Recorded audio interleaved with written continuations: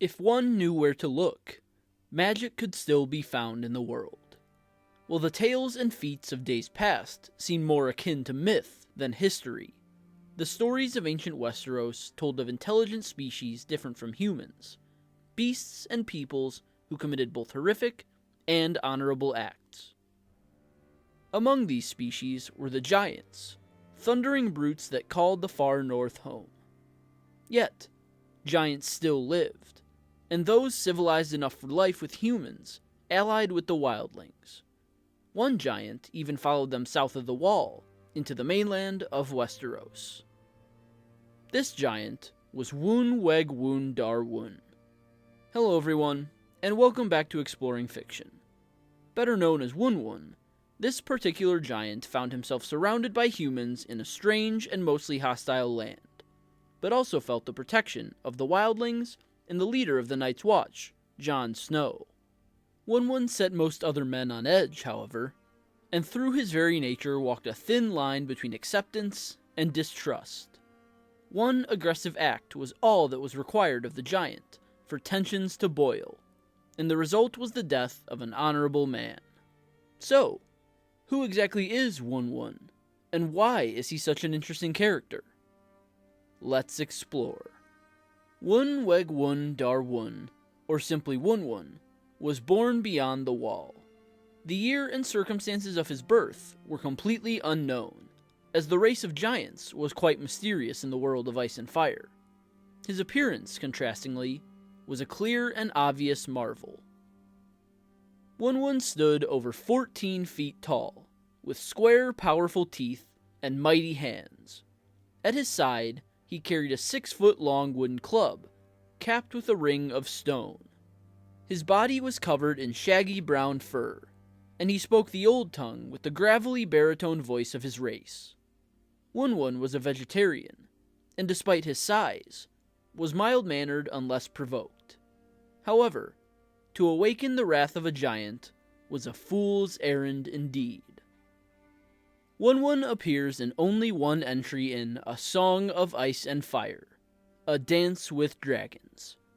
Along with a small party of wildlings who survived the vicious defeat at the hands of Stannis Baratheon, Wun Wun camps in the Weirwood Grove beyond the Wall.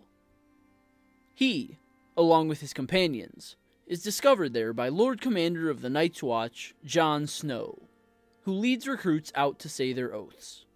But rather than turn hostile, Jon sees an opportunity for compromise.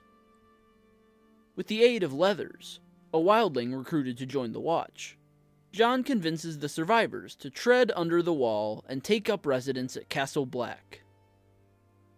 Wun Wun and the wildlings tentatively accept the offer, and though the rest of the Night's Watch ranges from hostile to wary of the group, Jon attempts to befriend them, especially the giant.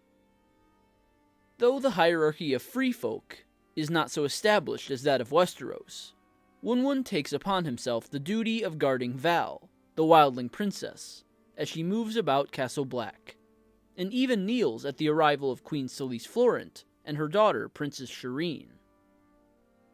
Shireen gazes in wonder at the giant, but Selyse and her men are more apprehensive than the Night's Watch at Wun Wun's presence, even drawing their blades at the rumble of his laughter. Tensions rise at Castle Black, as the mix of residents and refugees grows murkier by the day. Jon Snow develops his own plans for the future of both his order and his true home, but the Watch and the King's Men hardly share his sentiment. On the night Jon receives the pink letter, purportedly written by the hand of Ramsay Bolton himself, a roar and a scream echo through the brisk night. Jon rushes from his chambers to Hardin's Tower, where Wun Wun, who himself is bloody, is smashing the form of Sir Patrick of King's Mountain against the wall. It is unclear what caused the giant's outburst, but while Jon takes in the grisly scene, he is betrayed by the rest of the Night's Watch, who stab him in the torso with mutinous knives in the dark. Wun Wun faces unenviable adversity. He is quite literally a giant amongst men, and the denizens of Westeros view him with extreme caution. This is not unwarranted, of course, as giants have a propensity for aggression, and the results of their rage can be seen in the aftermath of the battle at the Wall. Still, Wun Wun is on the side of the defeated, and he, along with the wildling stragglers, accepts hospitality at Castle Black, as offered by Jon Snow. The Lord Commander's decision is unpopular, however, and the men of the Night's Watch, as well as the knights and men-at-arms of Stannis Baratheon and Selyse Florent, fear, loathe, or distrust the giant. After all, these men had only recently spilled their blood, keeping Wun Wun and his ilk on the other side of the Wall. But where others see a threat, Jon Snow sees a chance, and he attempts to appeal to the giant beneath the gruff exterior. And while still animalistic, Wun Wun himself demonstrates the inkling of an ability to adapt to the civilized world. He interacts with humans passively, and bends the knee to those in authority. However, one act of hostility is enough to condemn him, along with the man who risked so much to bring him past the Wall.